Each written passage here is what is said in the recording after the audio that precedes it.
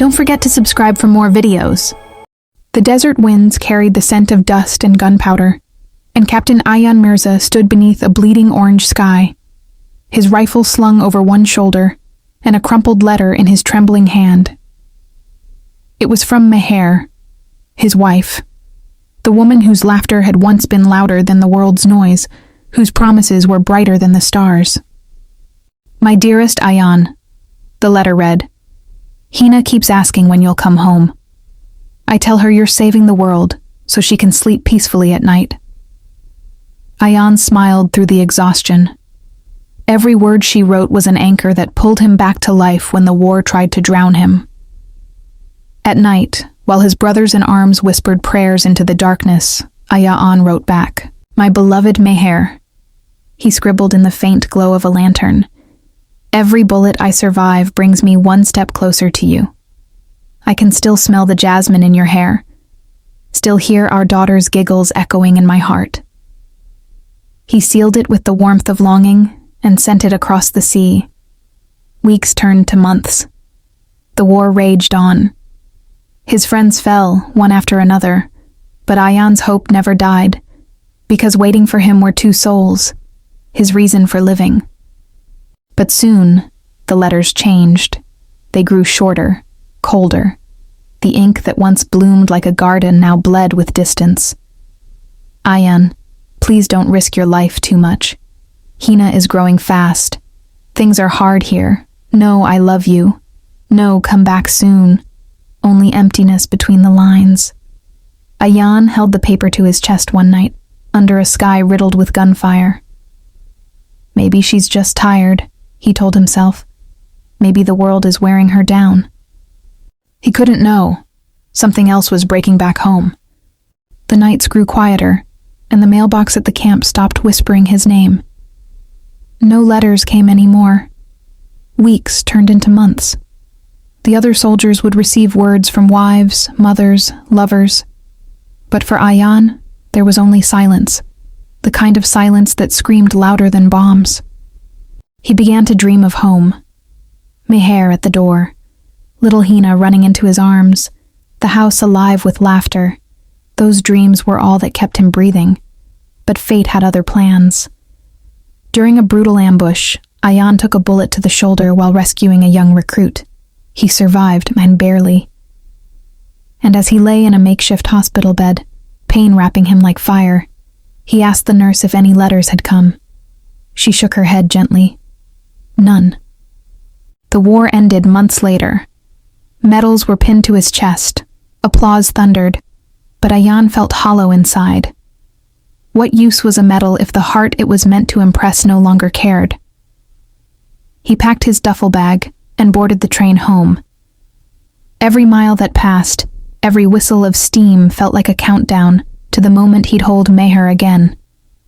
He imagined Hina's laughter, Meher's tears of joy, the warmth of belonging. But when he finally reached his hometown, something felt off. The air was too still, the sky too gray. And when he walked up the narrow street to his house, his heartbeat faltered. The curtains were drawn. The garden, once full of roses Meher had planted, was now a bed of thorns and dust.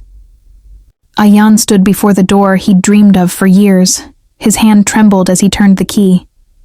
Inside, silence greeted him. Not the silence of peace, but of abandonment.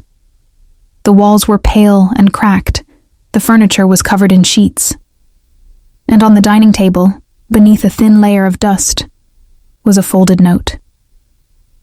He picked it up, his chest tightening with dread. Ayaan, I'm sorry.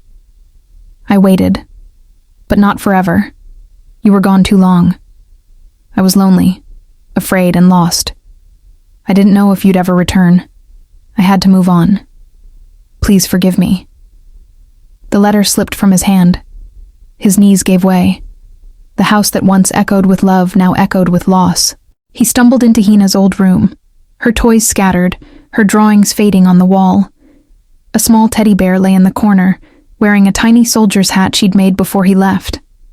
He picked it up, pressed it to his chest, and for the first time in years, the soldier wept. Every memory played like a cruel movie.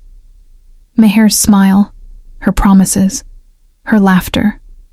He had survived gunfire and storms, but not this, not betrayal. That night, Ayan sat on the floor of that empty house, metals glinting weakly in the moonlight, and whispered, "You kept your promise, Meher. You moved on. But I kept mine. I came home." Outside, the wind howled through the cracks, carrying away the last fragments of a love that had once been whole. Years passed. Ayan never remarried. He devoted his life to helping war widows and orphans, those who had lost everything, like him. His story became a quiet legend, whispered in army camps and villages. The captain who turned heartbreak into healing. One winter morning, while overseeing the opening of a small shelter for soldiers' families, a woman approached him. Her face was tired, her eyes filled with shame. It was Meher. She was older now, worn by regret. Hina, their daughter, stood behind her, almost grown. She looked at Ayan, not with recognition, but with confusion.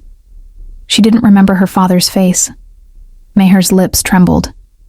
"Ayan, I made mistakes I can't undo. I thought I'd lost you forever. I thought moving on was the only way to survive. I've lived every day since in punishment." Ayan listened silently. His hands were steady, his eyes calm as the sea before a storm. "Did you love him?" he asked softly. Meher's tears fell. "No. I only tried to fill the emptiness you left behind. But I never could." He looked at her for a long moment. Then with a faint smile, he said, "Then you already know what it's like, to live with ghosts." She fell to her knees. "Please, forgive me." Ayan turned to Hina and gently touched her head. "You have your mother's eyes," he whispered. "Never let the world turn them cold." Then he walked away, not out of anger, but peace, because his revenge was not in cruelty. It was in forgiveness, the kind that sets one free. That night, he returned to the same empty home once more. He stood in the doorway, metals glimmering faintly under the moonlight, and smiled sadly. The house was still empty, but his heart wasn't. He placed Hina's old teddy bear on the table and whispered, "Some wars never end. They just change battlefields." The wind carried his words into the night, and for the first time in years, the soldier felt truly home. Epilogue. In the years that followed, Ayan's shelter grew into a foundation. It helped hundreds of families torn apart by war, mothers, children, and forgotten heroes. People called him the soldier who healed through forgiveness.